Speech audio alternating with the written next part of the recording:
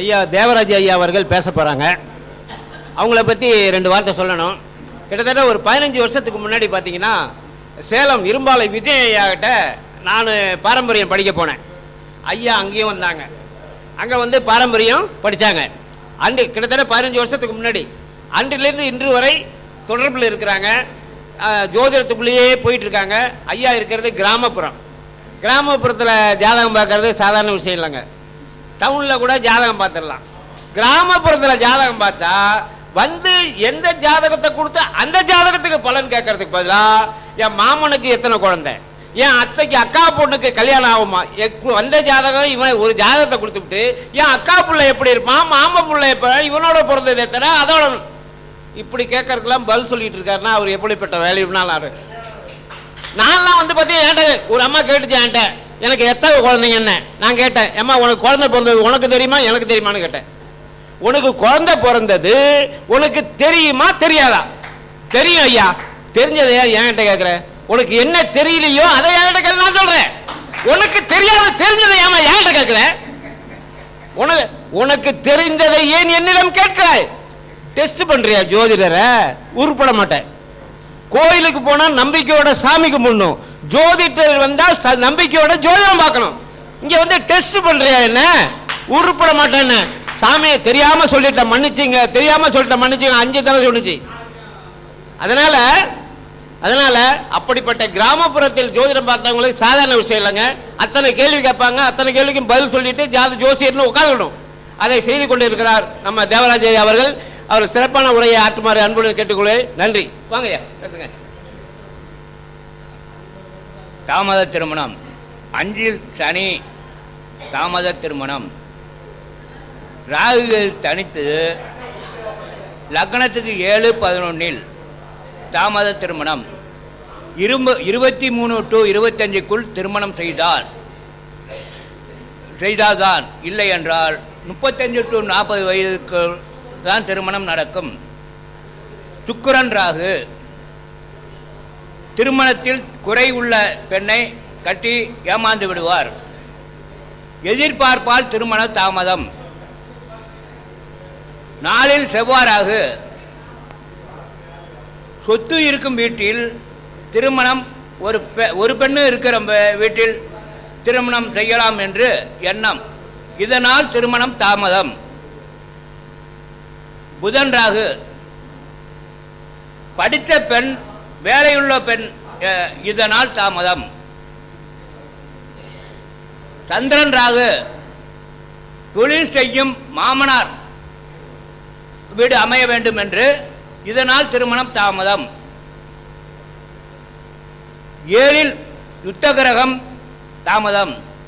7-11 யுத்த கிரகம் இருக்கக்கூடாது. செவ்வாய் சனி, சூரியன் ராகு, சந்திரன் ராகு, சந்திரன் சுக்கிரன் இருக்கக்கூடாது. இருப்பதனால் தாமதம். செவ்வாய் சூரியன் ராகு, தந்தையால் திருமணம் தாமதம். கும்பலகணத்துக்கு 9ல் செவ்வாய் சூரியன் ராகு. யுத்த கிரகத்திற்கு பரிகாரம்.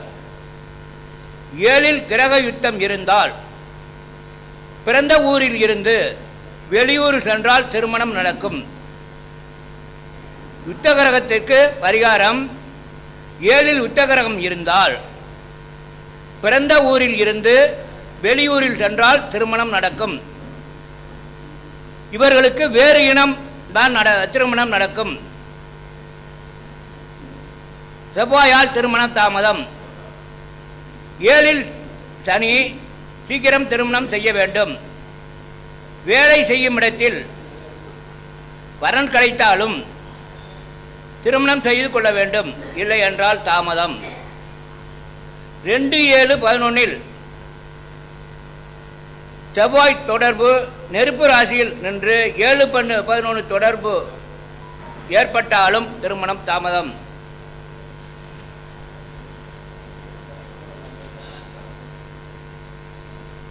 7-8 செவ்வாய் இருந்தால் 7-8 செவ்வாய் தான் சேர்க்க வேண்டும். செவ்வாய் சனி சேர்ந்தாலும், செவ்வாய் வீட்டில் சனியும் தனி வீட்டில் செவ்வாயும் இருந்தாலும் 2-7 தொடர்பு ஏற்பட்டாலும் திருமணம் தாமதம்.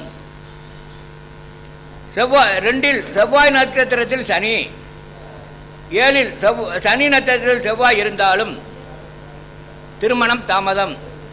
23 வயதுக்கு பெண்ணுக்கு 23 வயதுக்கு மேல் 25க்குள், ஆணுக்கு திருமணம் 25 வயதுக்கு மேல் செய்ய வேண்டும்.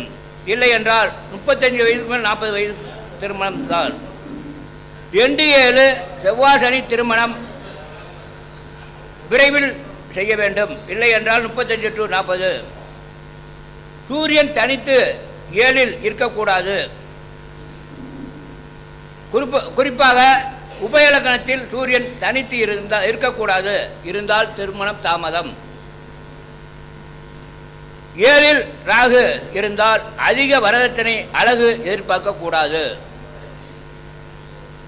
இதுவரை சொன்ன தோஷத்திற்கு 23 to 25க்குள் திருமணம் செய்ய வேண்டும்.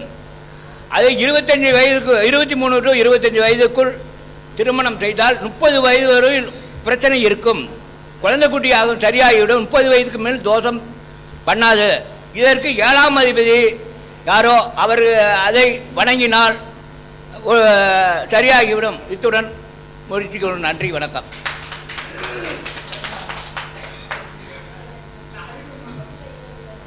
ஐயா அவர்கள், தேவராஜ் ஐயா அவர்கள் எப்பயுமே பார்த்தீங்கன்னா பாயிண்ட் டு பாயிண்ட் தான். எது எக்ஸ்ட்ரா அங்கங்கன்னு வர மாட்டார். நம்மெல்லாம் பார்த்தீங்கன்னா அப்படி போயிட்டு இப்படி வருவோம், ஒரு ரவுண்ட் அடிச்சுட்டு. இவர் என்ன பாயிண்ட் டு பாயிண்ட் தான். சரியான விதிகளை எழுதி பிராக்டிக்கலாக அனுபவிச்சதை கொண்டாந்து சொல்லுவார். ஐயா அவர்களுக்கு மரியாதை செய்த விதமாக நம்ம ரவி ஜெயக்குமார் அவர்கள் தேவராஜ் ஐயா அவர்கள் ஒரு சிறு மரியாதை செய்வார்.